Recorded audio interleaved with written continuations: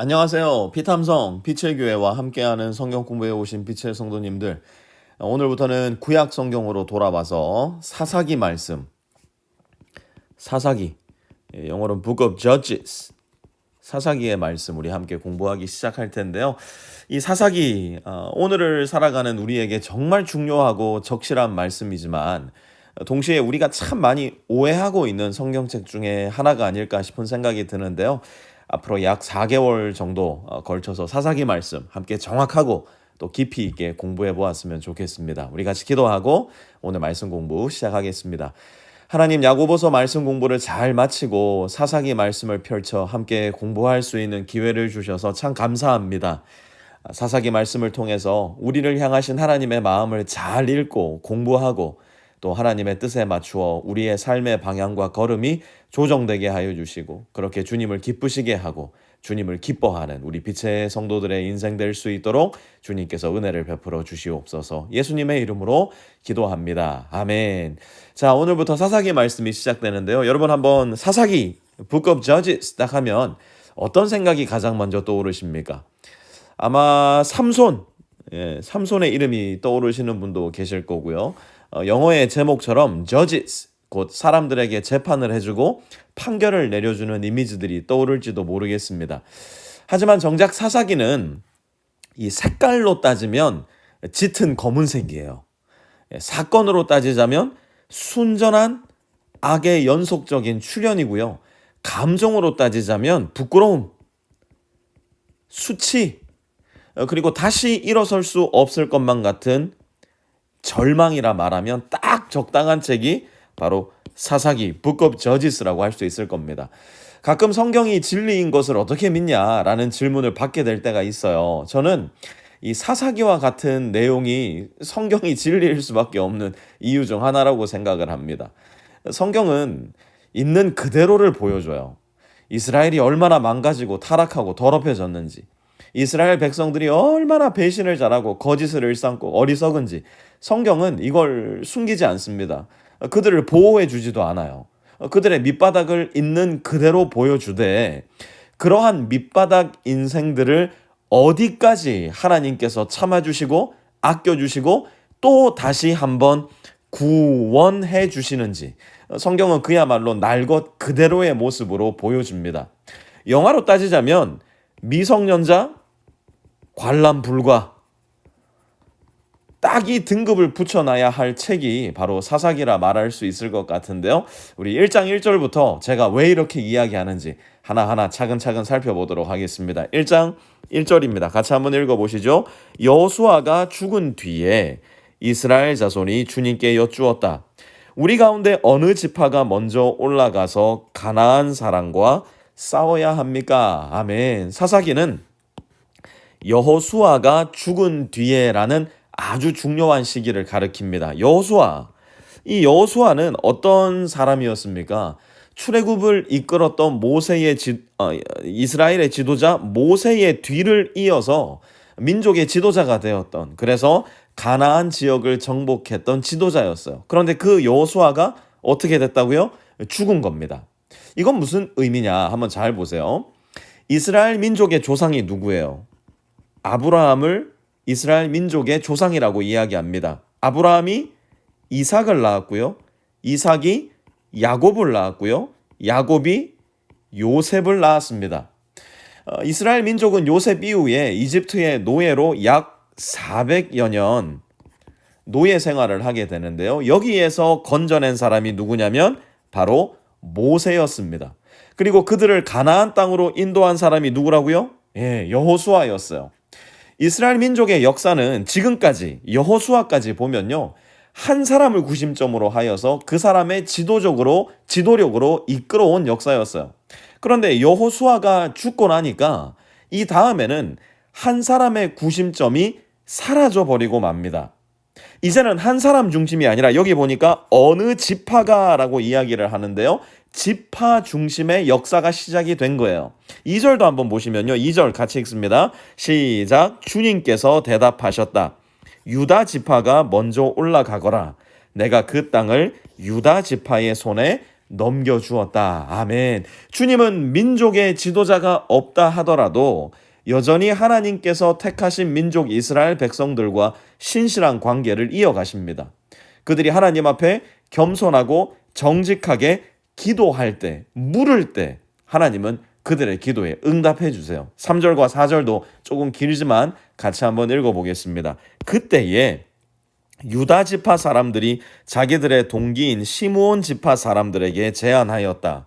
우리와 함께 우리 몫으로 정해진 땅으로 올라가서 가나안 사람을 치자. 그러면 우리도 너희 몫으로 정해진 땅으로 함께 싸우러 올라가겠다. 그리하여 시므온 지파가 유다 지파와 함께 진군하였다.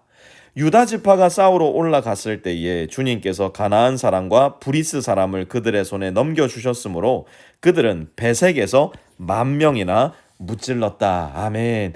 시작이 정말 좋지 않습니까? 모세도 없어요. 여호수아도 없어요. 그럼에도 불구하고 그들은 여전히 누구와 함께 한다고요? 하나님과 함께 합니다. 그리고 하나님께 기도했어요. 하나님의 도우심을 힘입어 승리를 거둔 겁니다. 모든 것이 그린라이트이고 탄탄대로처럼 보입니다. 5절과 6절도 한번 볼까요? 그곳 베색에서 그들은 아도니 베색을 만나서 그와 싸워 가나안 사람과 브니스 사람을 무찔렀다. 그들은 도망치는 아도니 베색을 뒤쫓아서 사로잡아 그의 엄지 손가락과 엄지 발가락을 잘라버렸다. 아멘. 아도니 베색, 이거 그렇게 중요한 건 아닌데요. 아도니 베색은 베색의 아도나이, 곧 베색의 주인이라는 뜻이에요. 베색의 왕이라는 뜻인데요. 유다 지파와 시므온 지파가 베색의 주인을 잡아서 어떻게 했나 보니까 그의 엄지 손가락과 엄지 발가락을 잘라버린 거예요. 왜 이들은 이런 짓을 한 것일까? 이유는 간단합니다. 7절 한번 보세요. 아도니 베색은 내가 70명이나 되는 왕들의 엄지손가락과 엄지발가락을 잘라내고 나의 식탁 밑에서 부스러기를 주워서 먹게 하였더니 하나님이 내가 한 그대로 나에게 갚으시는구나 하고 탄식하였다. 그는 예루살렘으로 끌려가서 거기에서 죽었다. 보니까 이 아도니 베색이 어떻게 했다고요? 70명이나 되는 왕들의 엄지손가락과 엄지발가락을 잘랐대요. 그리고 그들을 개처럼 자기 식탁 밑에서 주워 먹게 한 거예요. 여러분 엄지손가락 다쳐보신 적 있으세요? 엄지손가락 하나 다치면요 당장 젓가락질이 힘들어지고요. 엄지발가락 다쳐보신 적 있으신가요? 엄지발가락 다치면 편하게 서 있지를 못합니다. 달리는 거는 말할 것도 없는 일이고요. 그러니 고대 사회에서 엄지손가락과 엄지발가락을 잘라버렸다. 이것은 전투 능력, 싸울 수 있는 능력을 완전히 상실하게 만들었다는 이야기예요. 또한 이러한 관습은 아도니 베색의 독백에서 알 수 있듯이 그 당시 가나안 지역에서 편만하게 일어나 있었던 인간을 비인간화시키는 비인간적 행위였다는 것을 잘 알 수가 있습니다. 그런데 이러한 비인간적 행위, 곧 하나님께서 전혀 명령하시지도 않았고 뜻하시지도 않았던 일을 사사기 1장의 첫 번째 전투에서부터 이스라엘 민족들은 행하기 시작한 거예요. 아도니 베색은 하나님이 내가 한 그대로 나에게 갚으시는구나 하고 탄식하였지만 하나님은 성경 그 어디에서도 손가락을 잘라라, 발가락을 잘라라 명령하신 적이 단 한 번도 없었던 겁니다. 단지 이스라엘 민족이 가나안 지역의 관습을 지금 따라하고 있는 거예요. 하나님은 오히려 이스라엘 민족들이 가나안 사람과 같아져서는 안 된다고, 절대로 가나안 지역 사람들을 닮아서는 안 된다고 그들을 진멸하라 말씀하신 건데 언제 어디서 어떻게 배웠는지는 모르겠지만 이미 이스라엘 민족들은 하나님이 주신 이 승리 앞에서 하나님의 뜻을 따르기보다는 가나안의 습성, 곧 인간을 비인간화하고 하나님을 비신격화하는 못된 짓을 이미 배워 따라하고 있다는 겁니다. 사랑하는 성도 여러분, 오늘 말씀 속에서 사사기를 열면서 우리가 배워야 할 것은 무엇일까요? 하나님은 왜 이렇게 우리와는 아무 상관없어 보이는 전쟁 이야기를 오늘 우리에게 펼쳐 보여주시는 것일까요? 우리에게 있어 가나안은 어쩌면 오늘 내가 마주하게 될 너무나 익숙하고 너무나 편안한 세상의 문화 혹은 세상의 사상 혹은 세상의 유행 혹은 세상의 전통이 될지도 모르겠어요. 회사에서 만나는 사람들 중에 늘 회사 동료들의 험담이 대상이 되는 사람을 나도 같이 험담하고 미워하고 질투하고 있지도 않은 거짓말 지어내서 그 한 사람의 엄지손가락, 엄지발가락 잘라놓는 짓을 나도 하면서 살아가지는 않습니까?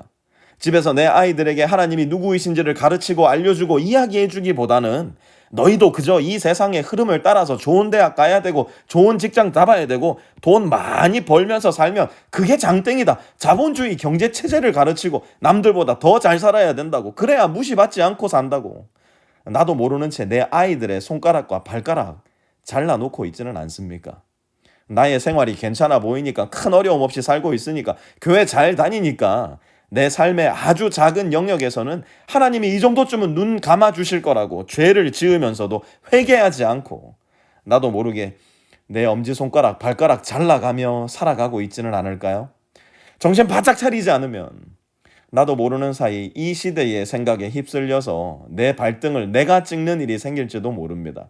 그래서 하나님의 말씀을 가까이 하고 하나님의 말씀을 함지박 같은 내 마음에 잘 담아놓는 것이 정말 중요해요. 오늘 우리가 들은 이 말씀 한번 계속해서 되뇌어 보세요. 혹시 내 삶의 영역에서 하나님의 뜻이 아닌데 내 멋대로 내 생각대로 peer pressure 때문에 남들 다 그렇게 사니까 나도 하나님을 거역하며 살아가는 영역은 없는지, 그렇다 한다면 하나님 오늘 말씀 힘입어 그 미묘하고 애매한 불순종 오늘부터 멈추겠습니다. 회개하겠습니다. 돌아서겠습니다. 거기에도 하나님의 뜻이 임하게 하여 주십시오. 기도할 수 있는 저와 여러분이 되었으면 좋겠어요. 하나님, 기도하고 주님의 응답을 받은 후에도 싸워 큰 대승을 거둔 이후에도 여전히 주님의 뜻을 생각하고 바라고 순종할 수 있는 우리의 인생이 되게 하여 주십시오.